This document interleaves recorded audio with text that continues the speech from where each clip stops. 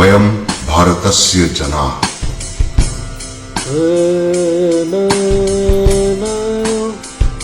हम भारत के लोग, हम हिंद की आवाम,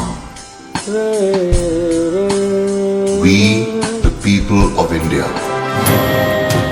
दिसंबर 1946 में जिस इमारत की तामीर शुरू की गई थी, असल में उसकी नींव बहुत पहले रखी जा चुकी थी। 1857 की क्रांति के दौरान बागी सिपाहियों ने भी हिंदुस्तान का एक अपना संविधान बनाने की कोशिश की थी। उनका विद्रोह तो जल्दी ही दबा दिया गया, मगर आजाद देश का एक अपना आईन बनाने का सपना न दबा था न हारा था। और जैसे जैसे महात्मा गांधी के नेतृत्व में आजादी की आवाज तेज हुई, तो अपना संविधान बनाने की मांग भी और तीव्र होती गई। My mentor Gopal Krishna Gokhale presented to the British government a note on the Constitution in 1914, and the British said, yes, we will accept it after the war. But now they want to make a constitution for us. But you know, a constitution for India should be and can be framed only by Indians.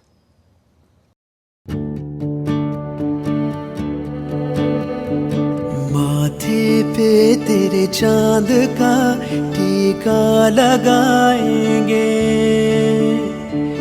आँखों में तेरी ख्वाब के तारे सजाएंगे।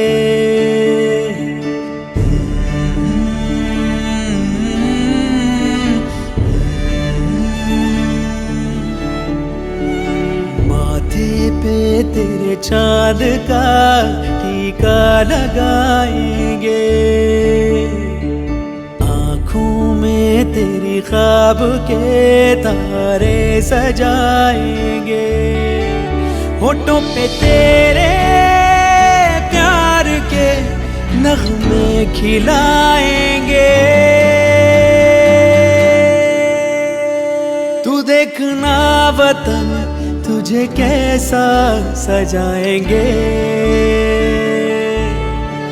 तू देखना वतन तुझे कैसा सजाएंगे, तू देखना वतन तुझे कैसा सजाएंगे,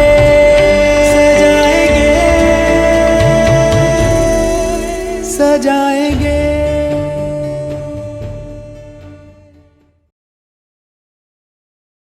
पहली बार हिज मैजेस्टी की सरकार के 3 कैबिनेट मंत्री एक साथ भारत भेजे गए और ये कहलाया कैबिनेट मिशन।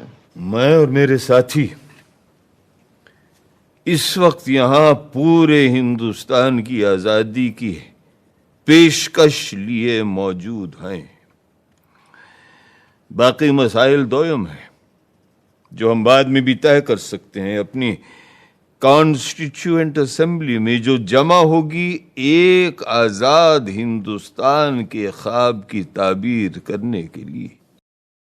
पंडित नेहरू के भारत लौटते ही 3 दिन के अंदर हिंदुस्तान का आईन बनाने के लिए कॉन्स्टिट्यूएंट असेंबली का मिलना तय हो गया। Mr. Chairman, the resolution that I am placing before you defines our aims and describes an outline of the plans and points to the way which we are going to tread. The resolution that I place before you is in the nature of a pledge, and I hope the House will pass this resolution, which is of a special nature.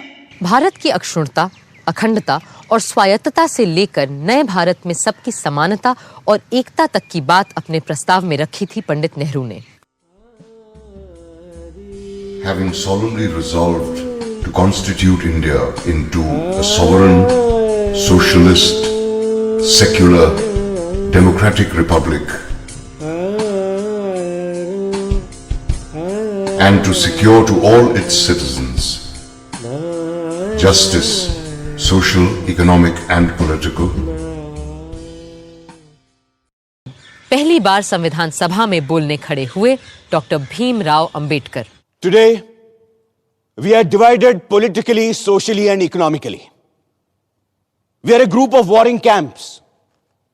And let me confess that I am probably one of the leaders of such a camp. But sir, I'm quite convinced that given time and circumstances, nothing in the world will prevent this country from becoming one.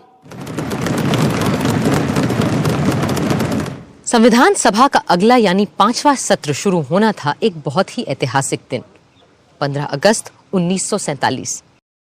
चंद मिनटों में यह assembly पूरी तौर से आजाद खुद Mukhtar assembly हो जाएगी और नुमाइंदगी करेगी एक आजाद खुद मुख्तार मुल्क की। Long years ago, we made a tryst with destiny, and now the time comes when we must redeem our pledge, not wholly or in full measure, but very substantially. At the stroke of the midnight hour, when the world sleeps, India will awake to life and freedom.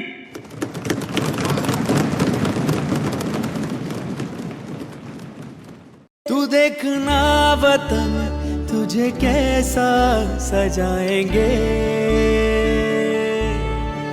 तू देखना वतन तुझे कैसा सजाएंगे, तू देखना वतन तुझे कैसा सजाएंगे,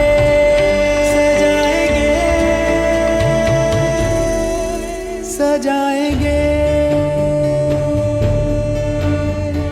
सजाएंगे। शस्य श्यामलं मातरं वन्दे मातरं वन्दे मातरं। The idea of making a gift of fundamental rights to every individual is no doubt very laudable. The question is how to make them effective. The prevalent view is that once the rights are enacted in law, then they are safeguarded. As experience proves, rights are protected not by law, but by the social and moral conscience of the society. Social conscience is the only safeguard of all rights, fundamental और non fundamental.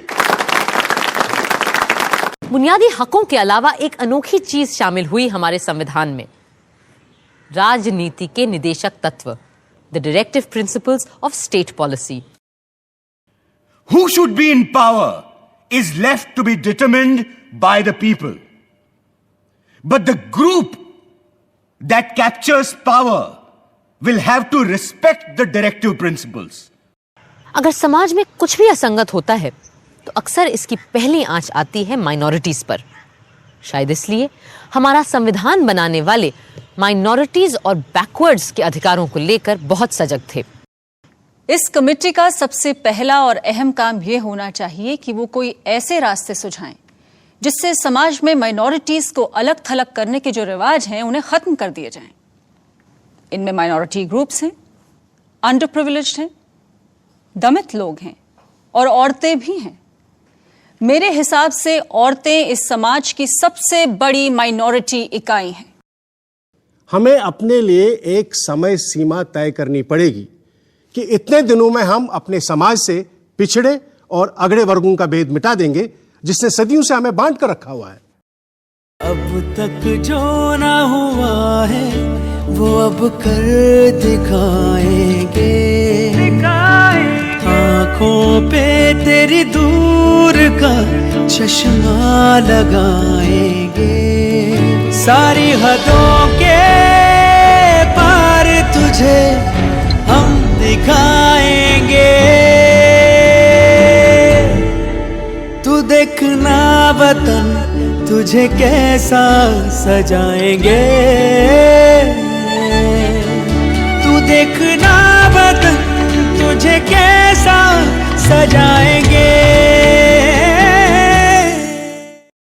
संविधान सभा में जितनी तीखी गरम बहसें भाषा के सवाल को लेकर हुई, उतनी किसी और विषय पर नहीं हुई।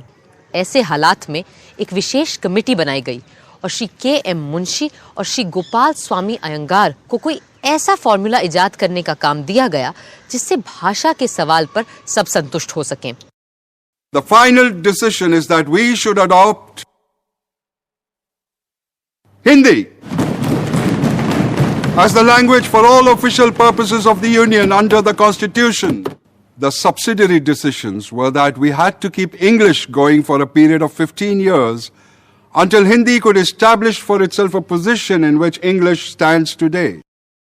कहा जाता है कि भारत का संविधान 3 सुतूनों पर टिका हुआ है।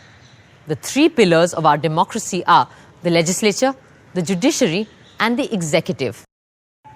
संविधान सभा के इस खूबसूरत सेंट्रल हॉल में 3 साल में बहुत से प्रस्ताव, अनुच्छेद और नुक्ते रखे गए, पास किए गए और बिल्कुल अंत में पारित हुई हमारी उद्देशिका यानी प्रियम्बल, जो संविधान में सबसे पहले आती है।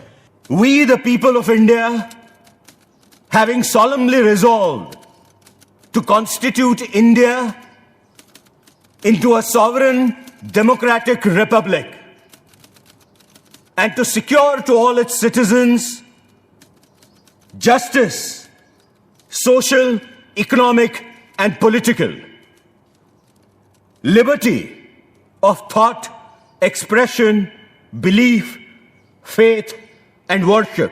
3 साल की अथक मेहनत रंग ला रही थी। Looking back on the work of the Constituent Assembly, it will now be 2 years, 11 months and 17 days since it first met on the 9th of December 1946. On the 26th January 1950, India would be a democratic nation, in the sense that India from that day would have a government of the people, by the people and for the people. मिट्टी का तेरी मिट के भी कर्जा चुकाएंगे, मस्तक ये तेरा गर्व से ऊंचा उठाएंगे। आगे ही आगे हम तुझे ऐसा बढ़ाएंगे, तू देखना वतन तुझे कैसा सजाएंगे, तू देखना वतन तुझे कैसा सजाएंगे।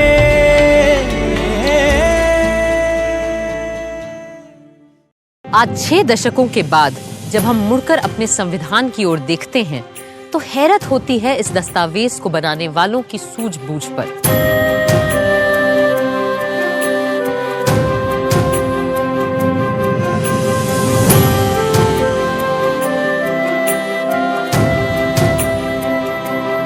जैसा कि विद्वान ग्रैनविल ऑस्टिन ने लिखा है, equipped with the basic qualifications, attitudes and experience for creating and working a democratic constitution, Indians did not default their tryst to a destiny.